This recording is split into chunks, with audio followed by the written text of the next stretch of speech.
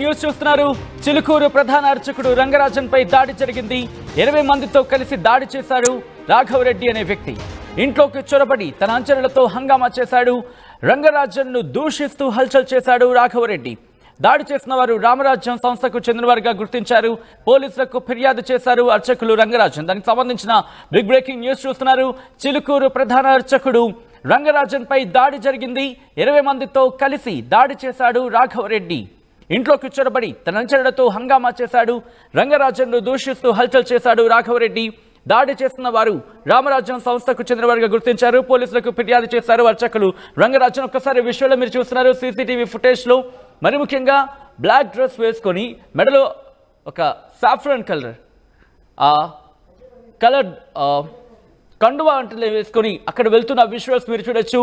ఆయన ఇంటికి వెళ్తున్న క్రమంలో ఇంట్లోకి వెళ్ళిన తర్వాత ఆయనతో వాగ్వాదానికి దిగినట్టుగా తెలుస్తోంది. ఒకసారి మీరు చూడొచ్చు, దాంట్లో మహిళలు ఉన్నారు, పురుషులు ఉన్నారు. వాళ్ళందరూ అక్కడికి వెళ్ళి ఆయనతో వాగ్వాదానికి దిగినట్టుగా తెలుస్తోంది. ఈ నేపథ్యంలో అసలు ఏం జరిగింది అనేది ఒకసారి తెలుసుకునే ప్రయత్నం చేద్దాం. మా ప్రతినిధి దేవిక అప్డేట్స్ అందించేందుకు ఫోన్ లైన్లో సిద్ధంగా ఉన్నారు. ఒకసారి దేవిక దగ్గరికి వెళ్ళే ప్రయత్నం చేద్దాం. Devika, all right. అంతకన్నా ముందు ఇదే అంశానికి సంబంధించి అసలు అక్కడ ఏం జరిగింది అనేది ఒకసారి చూసే ప్రయత్నం చేద్దాం. ఆ తర్వాత ఇన్ డీటెయిల్ గా మాట్లాడుకుందాం. భగవత్ సేవ చేస్తాను, ఆయన పాదాలు పట్టుకుంటాను, రామరాజ్య స్థాపనకి నాటం చేస్తున్నాను. రాజ్యాంగం ప్రయాణం చేస్తున్నా. రాజ్యాంగం ఏం చెప్తుంది? రాజ్యాంగం ఏం చెప్తుంది? నువ్వు చెప్పు. రాజ్యాంగం ఏం చెప్తుందో నువ్వు చెప్పాలి. రాజ్యాంగం ఏం చెప్తుందో కత్తిబండ చెప్పబడుందా?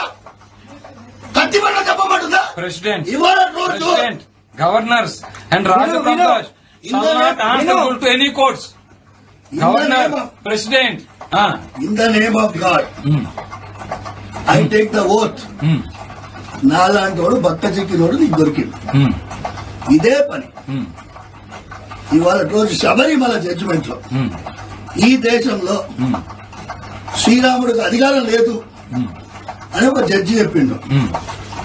ఇదే పని. కూర్చోండి ఆయన.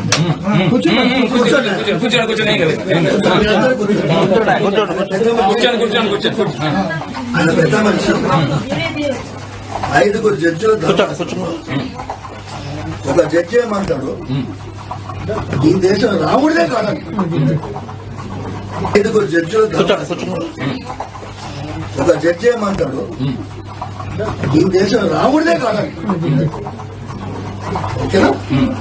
మనం ఈ దేశంలో రాజ్యాంగం ప్రకారం జీవించాం అన్నా కదా. మనం సర్కార్ తనసే జుదా కర్దయ్యి అంటే మనం బక్కోలు మనం తీసుకొని పోయి లోపలేస్తాం. మనం వెనకాల సైన్యం ఉందా? లేదు. నేనేం చేస్తున్నా, 2 గుణాన్ని తయారు చేసే ప్రయత్నం చేస్తాను. సోది చెప్తుందేనా? ఒకటి ఆంజనేయ స్వామి గుణం, దేనికి తెగించకుండా ఉండేది. మాట్లాడమండి. రెండవది అర్జునుడి గుణం, గురువు గారు చెప్పినట్టు ప్రవర్తించడం. ఈ 2 నేను చేస్తాను. ఈ ప్రయత్నం ఈ మీరందరూ తోడొస్తున్నారు. అలాగే ఆయన వచ్చిన 2 సమయాల్లో కూడా ఆయన వచ్చిన పరిస్థితి వేరే ఉంది. ఓకేనా? నేను స్వామివారి ఆరాధన చేయడం 8 అవుతుందా అభిషేకం చేయాలి. నేనేమన్నా 3 గంటలకు వచ్చినా ఆయన నిన్న మొన్న మొత్తం నడక. సార్ చెప్పేది మేము వచ్చాం కదా, విన్న తర్వాత నువ్వు నన్ను చెప్పినావు. జడ్జిమెంట్ గురించి చెప్పారు. జడ్జిమెంట్ అయిన తర్వాత ఏం చేస్తారు చెప్పండి. ఇది మన రాజ్యాంగం ప్రకారం నడుస్తున్నాం. సుప్రీంకోర్టులో ఇంప్లీట్ పిటిషన్ వేసి శ్రీరాముడికి అధికారం లేకుండా ఏం దేశం ఇది? నీకు ఆ బిట్ పెన్షన్ అన్ని ఇస్తాం. నా దగ్గర ఉన్నాయి సార్, నా దగ్గర ఉన్నాయి. రెండోది ఏం చేస్తామంటే 8 రాజ్యాలు. రాముల వారి రాజ్యంగా పద్మనాభ స్వామి రాజ్యం. ఆ రాజ్యంలో రాముల వారి పాదాలు పెట్టుకొని నెత్తి మీద రాజ్యం వెళ్ళేవాళ్ళు. వాళ్ళని రాజవంశీకులని వాళ్ళ ద్వారా కోవెనెంట్ సైన్ చేశాం. ఈ దేశంలో రామరాజ్యం ఉంటేనే మనం నడిపించగలమంటే దాని మీద 2వ ఇంప్లీట్ పిటిషన్ వేశాం. ఇవాళ రోజు అది ఫైనల్ స్టేజ్ లో ఉంది. ఓకేనా నాయన? ఇప్పుడు అడిగావు కదా, రాముడు అంటే లెక్కలేదా అని అడిగావు. నీ మనసులో ఉండే భక్తి దాసుని నేను. ఎందుకంటే సుగ్రీవుడి దగ్గర రామాయణం వినండి స్వామి. రామాయణం ఆల్రెడీ అర్థం చెప్తే వినండి స్వామి. సరే నేను చెప్పేది వినండి. మీరు విన్నాం కదా, విన్నాం కదా, విను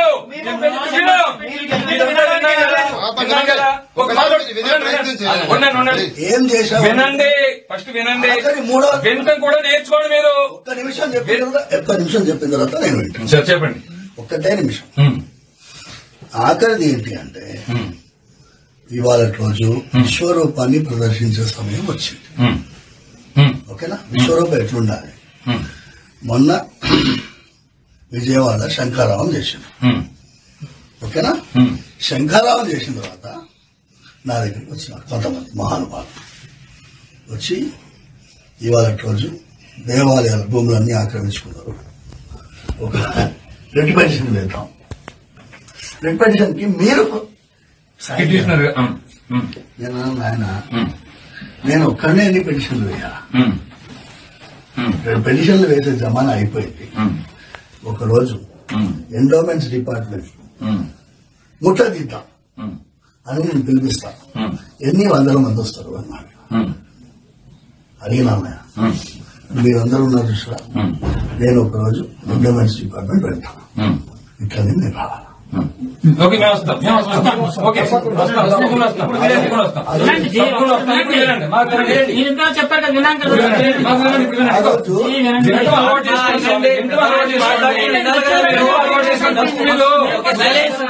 చెప్పడం కాదు, వింటం కూడా అలవాటు చేసుకోవాలి.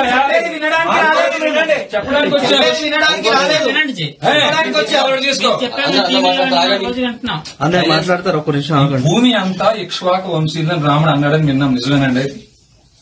నిజమా కాదా? మొత్తం అఖిలాండగోడి బ్రహ్మాండగోడు ఆయన నాయకుడు ఆయన్నే. ఈ మాట అడిగి చెప్పండి.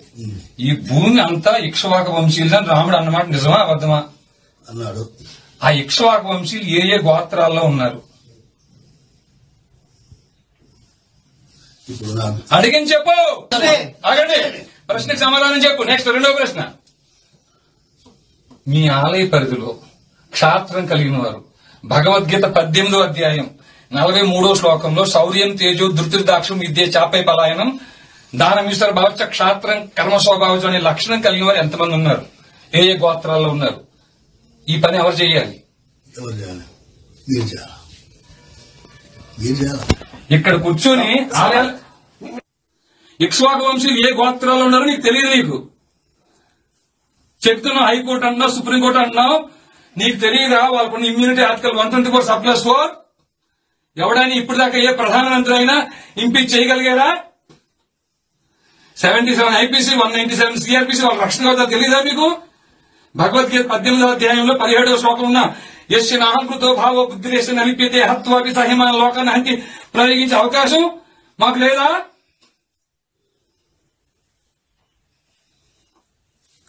ఏమీ తెలియదండి అయ్యా. పండితులు వేషం వేసుకుని తెలియని నటవిట శూద్రుల వనితలు స్వవచ మౌటకుపదిశించి సంతసిల్లి స్వరలయం బులెరుంగకని శిలత్ములై సుభక్తులకు సమానమని దుడుకుగల నన్నే దొరకుడుకు బ్రోచురా. స్వరం తెలియదు. స్వరం తెలుసా? లయ తెలుసా? ఇక్ష్వాకు వంశీయులు ఏ గోత్రం ఉన్నారో తెలియదు. క్షాత్రం కలిగిన వారు మీ పరిధిలో ఎంతమంది ఉన్నారో తెలియదు. వైశ్య పరంపర 44వ శ్లోకంలో చెప్పిన వైశ్యులు కృషి కోరక్ష వాణిజ్యం మీ ఆలయ పరిధిలో ఎంతమంది ఉన్నారో తెలియదు. అన్ని మత ప్రార్థనా మందిరాల్లో బోధిస్తున్నారు ఈ దేశాన్ని ఎలా దోచుకోవాలని. తెలిసిందల్లా ఒకటే, బలుపు అంతా ఒకటే, బలుపు అహంకారం ఒకటే. మీ స్వామి ఎప్పుడు దండుకు బాణాలు పట్టుకొచ్చి మీ మాటలు ఉండడం ఉన్నవారు. ఈ అర్చక పురోహితులు మీ పని ఇది. మీ ఆలయ పరిధిలో క్షాత్రం కలిగిన వారు ఏ ఏ గోత్రాల్లో ఉన్నా, వైశ్య పరంపర వారు ఏ ఏ గోత్రాల్లో ఉన్నా ధర్మస్థాపన కోసం కలిలో రామరాజ్యం ఏర్పాటు అయింది. భగవద్గీత 4వ అధ్యాయం 7-8 శ్లోకాల ప్రకారంగా. అయ్యా వీళ్ళు అనుకుంటున్నారు ఏమిటి? ఆయన నా వల్ల అయితే లేదు నాన్న, నేను ఎగ్జామ్ లో ఫెయిల్ అయినాను, అన్నావు కదా, చెప్పింది వింటూ నేర్చుకో. ఇలా చూడు, వింటున్నాను. అవకాశం ఇస్తున్నా, ఉగాది వరకు సమయం ఇస్తున్నా నీకు. రామరాజ్ ఉన్నంత పక్కన పెట్టు, రామరాజ్య స్థాపన కోసం పనిచేయి. ఆ తర్వాత లేదా ఎవరో కాపాడతారు, ఎవరో చేస్తారు, రిపిటేషన్ ఎస్ఎల్పీలు వేస్ట్, క్యూరేటివ్స్ దాకా ఉన్నాయి, వాళ్ళే దొంగలు. ఏ న్యాయమూర్తులైతే అన్బ్రైడల్ పవర్స్ తో ఆర్టికల్ 124 సబ్ క్లాస్ 4 అనే ఇమ్యూనిటీతో 77 ఐపీసీతో జడ్జెస్ ప్రొటెక్షన్ యాక్ట్ తో ఇట్లాంటి రక్షణ కవచాలు పెట్టుకు విర్రవీగుతున్నారా? రక్షణ కవచాలు బ్రేక్ చేయడం కోసం వచ్చేవాడి అయ్యా మేము కూడా. అయ్యా అంటున్నారా? మేము వచ్చింది న్యాయ వ్యవస్థ తోలు తీయడం కోసం. వాళ్ళ దగ్గరికి వెళ్ళి భిక్ష పడుకుంటామని వెళ్ళి వాళ్ళ దగ్గరికి వెళ్ళి రిపిటేషన్లు వేసి వాళ్ళు కొట్టేస్తే ఇంపీచ్మెంట్ చేసే అవకాశం మీకు ఆర్టికల్ 124 సబ్ క్లాస్ 4 ఇచ్చిందా? ఇచ్చిందా మీకు? ఖరీదు బంధించడం కోసం వచ్చామని ఆయన మేము వచ్చింది. అయ్యా మీరు రావడానికి అందం మాకు లేకపోవచ్చు నాయన, కానీ మమ్మల్ని పంపించిన వాడు హరిగుణ మణిమయేశ్వరములు గళమున శోభిల్లు భక్త కోడులిలలో హరిగుణ శ్రీనీల గోత్ర క్షాత్రం గుండెల్లో ఉంటానంటే కాళ్ళ దగ్గర పెట్టిన దుర్మార్గుడు నేను. ఏ మాత్రం జాలి దయ లేని వాడిని. ఎందుకు వచ్చానంటే ఆ ముక్కంటి పిలిచిన పిలుపుకి వచ్చాను నేను. వీళ్ళలో ఒక్కరు కూడా వారి అన్నం కోసం కుటుంబం కోసం రాలే, ధర్మం కోసం ప్రాణం ఇవ్వడం కోసం వచ్చారు. ఆ తల్లి ఇంట్లో చెప్పి వస్తా నేను తిరిగి రాకపోతే మీరు నా కోసం బెంగ పెట్టుకోవద్దు అని చెప్పి వచ్చారు. ఇక్కడ దొంగలు ఎవరో తెలుసానైనా? దొంగలు ఎవరు మర్డర్లు మానభంగాలు చేసేవాళ్ళు కాదు. వాళ్ళని శిక్షించాల్సిన న్యాయమూర్తులు ఆ పనిచేయటం మానేశారు తండ్రి. వింటున్నారా? ఈ న్యాయమూర్తుల మీద 197 సిఆర్పిసి ప్రయోగించాల్సిన కేంద్ర రాష్ట్ర ప్రభుత్వం ఈ పని మానేసినాయి. ధర్మాన్ని బోధించి క్షాత్రం కలిగిన వారిని వెలికి తీసి వాళ్ళని గుర్తించి వారి పోషణ నిమిత్తం సైన్యంగా తయారు చేయించాల్సిన అధ్యయనంతో కూడా అధ్యాపనం చేయాల్సిన మీ పని మీరు మానేశారు. అయ్యా అయినప్పటికీ మా ఇక్ష్వాక వంశీయుల సాంప్రదాయాన్ని అనుసరించి ఒక్క అవకాశం మీకు ఇస్తున్నాం. ఇది తప్పితే మేము రామ మహాత్మా వచ్చి చేయాల్సిన పని చేసుకెళ్లిపోతారు. విన్నారు స్వామి? మీ పని మీరు చేయమని మరొకసారి మనవి చేసుకుంటున్నాం. అయ్యా పెద్దలు ఎవరన్నా మాట్లాడేదామన్నా స్వామి? మహాత్మా పురుషోత్తములారా, అయ్యా మంచిగా చేసుకోండి. రైట్, అది అక్కడ జరిగిన కాన్వర్సేషన్. చాలా సీరియస్ కాన్వర్సేషన్ జరిగింది. ఆయన కంట నీరు కూడా పెట్టుకున్న సందర్భం. ఈ నేపథ్యంలో అక్కడ సిచ్యువేషన్ ఏంటి, ప్రస్తుతం ఆయన ఎక్కడ ఉన్నారు, అట్ ద సేమ్ టైం ఆయన ఫ్యామిలీ ఎక్కడుంది, అలాగే ప్రస్తుతం అక్కడికి అంత రచ్చకు వెళ్ళిన వీర రాఘవరెడ్డికి సంబంధించి అదుపులోకి తీసుకోవడం జరిగిందా, ఏం జరుగుతుందో తెలుసుకునే ప్రయత్నం చేద్దాం. మా ప్రతినిధి దేవిక అప్డేట్స్ అందించేందుకు సిద్ధంగా ఉన్నారు. దేవిక, ప్రస్తుతం రంగరాజన్ ఎక్కడున్నారు?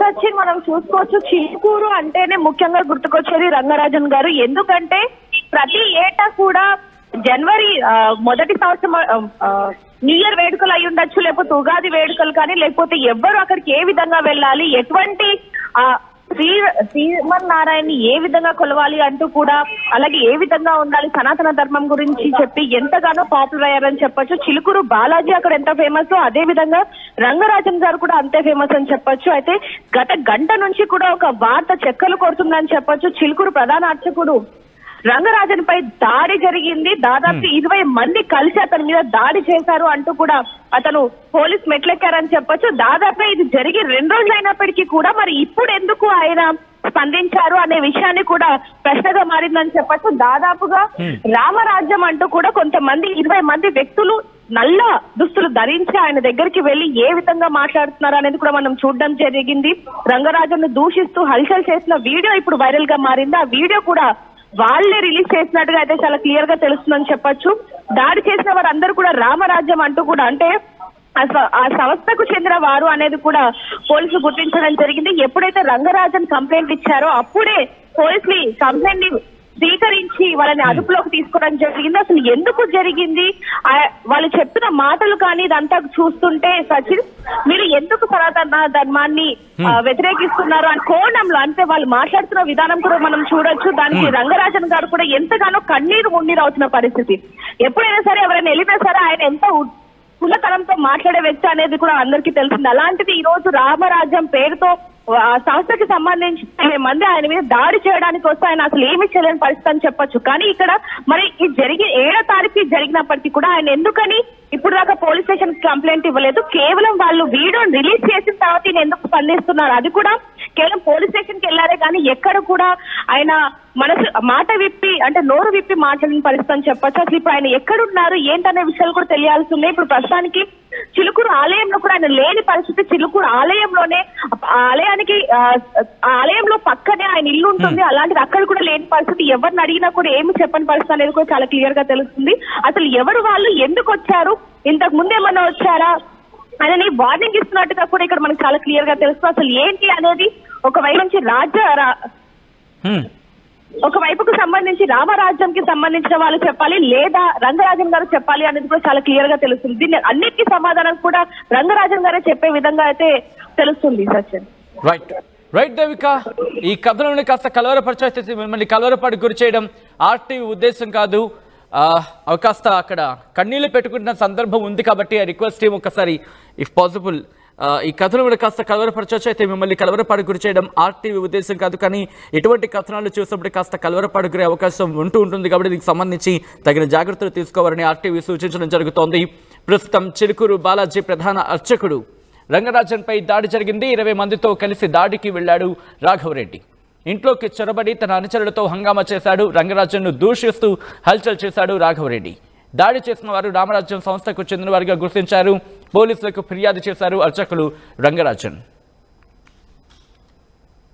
ఆర్టీవీ యాప్ వార్తల్ని క్షణాల్లో చదివే అవకాశం ఉంటుంది. ఒక న్యూస్ పేపర్, ఒక టెలివిజన్ ఛానల్ మీ చేతుల్లో ఎప్పుడూ ఉంటాయి.